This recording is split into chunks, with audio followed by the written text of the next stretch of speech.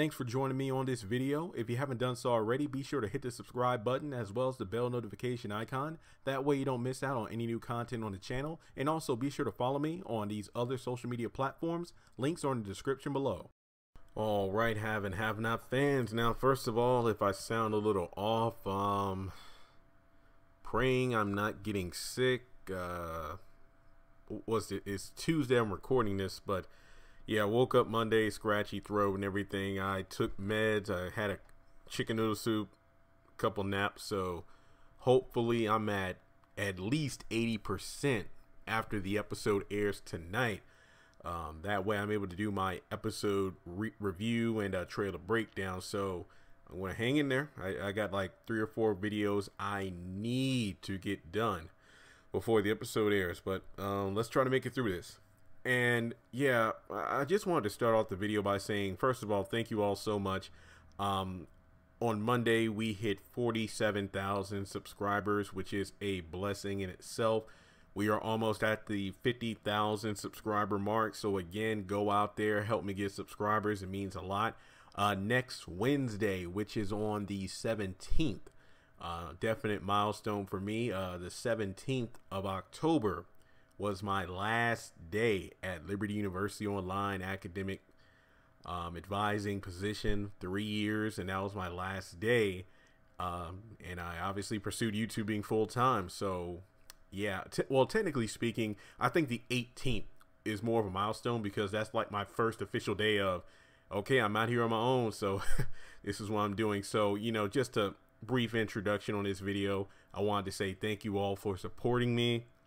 Whether it's a like, a comment, those who donate, super chat, those who share the videos around, follow my social media, just thank you all so much. So with that being said, one last thing before we get into the video. I'm sorry about well, I'm not sorry. I really want to show my gratitude, but also just thank you for yeah, for the most part, just positive comments on the 2 videos I did recently that I didn't know whether or not I should do them because I didn't want to feel like I'm being overly harsh on the haves and the have-nots, which I do love. The video about whether or not the repetitive dialogue was too much, and the video about whether or not Tyler Perry should hire more writers. Again, it's really me responding to the voice of the fans, and I guess that's why the comments on those videos were either, you know, agreeing with me or adding even more to what I put in the video.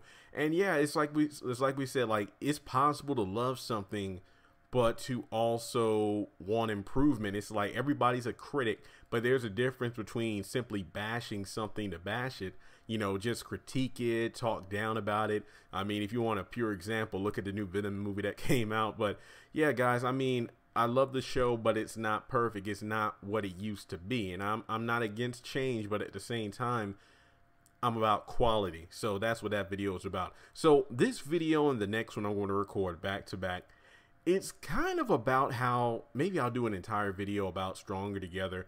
That episode wasn't that good, guys. I'm sorry. I gave it like a 7.5 out of 10.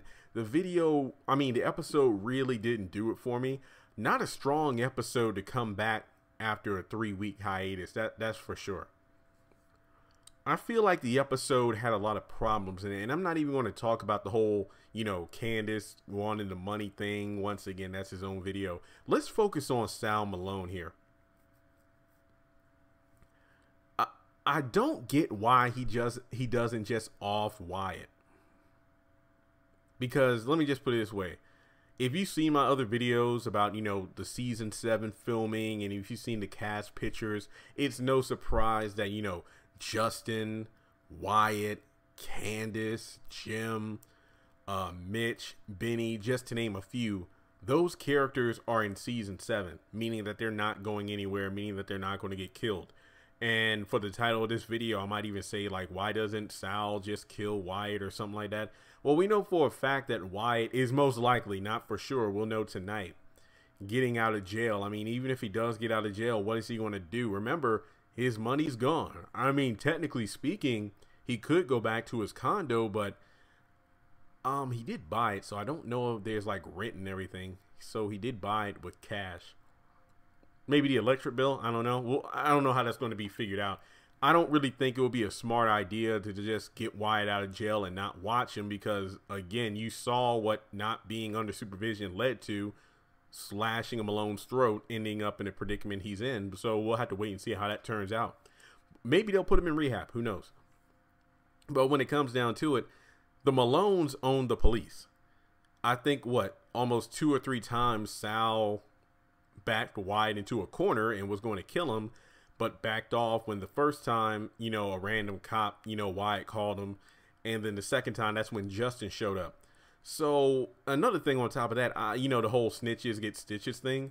Keep in mind that those two aren't in a private area. They're literally in a row of cells, meaning that everybody would see what's going on. So even if no cops show up, when Wyatt cries out for help, when one of them do eventually show up and they see that Wyatt's throat is slit, who are they going to blame for that?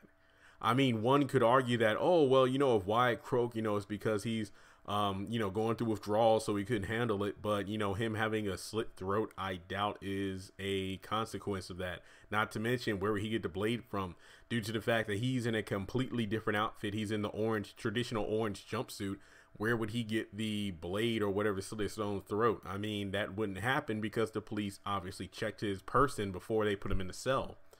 Now, you could wager that, even though the Malones own the police, they don't own everyone. When you think about it, there could be when I say straight cops, I obviously don't mean straight versus homosexual. I really want to make that differentiation because that classification, because I know somebody in the comments will go, "Oh, Jeremy, why'd you say straight cops?" I know there's somebody out there that would say that. What I mean by straight is those on the straight and narrow, the ones who do right by the law and whatnot, those who are there to do their jobs. But the Malones probably own the higher ups, maybe Justin's boss, I don't know. But I just feel like if the Malones own the police, should it matter whether or not there are cops around? Because Sal was talking about, some people get arrested or go to jail thinking they'll be safe, but they're not. We're everywhere. So, I don't really get it. Why doesn't he just kill Wyatt and get it over with? Does he not does he not give a damn about other witnesses in the cells? Because, again, they're in a cell with people all around. Or is it like, don't do it in front of the cops? Because let's say the one cop, let's not even say it's Justin. Let's just say a random cop. Because I'm pretty sure Justin wouldn't give a damn if Wyatt was killed because, that's one less obstacle in the way of Jeffrey. Because I'm pretty sure Justin would use the advantage of Jeffrey's grief to get closer to him. I could really see that happening. Kind of like RK trying to get close to Candace after she literally murdered Oscar. So I feel like when it comes down to it, maybe Sal does. I mean, let's say a random cop saw Sal Malone kill Wyatt. What would happen in that situation? Sal could threaten the cop. I mean, saying that we're the Malone, so if you snitch on me, then you and your family are dead. But once again, it makes no sense how that would work. I just don't get it. I'm pretty sure Sal is going to be out on the streets again due to the fact that in season 7 filming, we've seen Sal outside of the jail. So a Malone cop probably gets him off or whatever. But I'm just wondering, why doesn't he just kill Wyatt? I don't understand it. I mean, if anybody can explain it to me, by all means, explain it to me. But there are a couple other videos I'm going to be doing. One about the whole Candace thing again, and then another about Veronica's plan of getting RK to make Justin jealous, which again makes no sense. The title of the episode was called Stronger Together, but it seemed like everything was falling apart because with these people trying to align themselves with each other, it made less sense than before. I know that's confusing what I just said, but the episode itself was confusing. So not to mention, let's say Wyatt makes bail and is let out of jail. No pun intended. I know that rhymed. So will Sal Malone get out of jail after Wyatt gets out? Because, there's no need of him being on the inside if his target is out of jail. So what would happen then? Would he be chased by the Malones, kind of like how Benny was? Yeah. See what I mean? I'm just confused. talking about it out loud makes it more confusing than actually thinking about it. Like, I've taken notes, I've tried to justify, but I can't even come up with a conclusive answer that makes sense. So maybe somebody in the comments can help me out. Let me know, why doesn't Sal just kill Wyatt?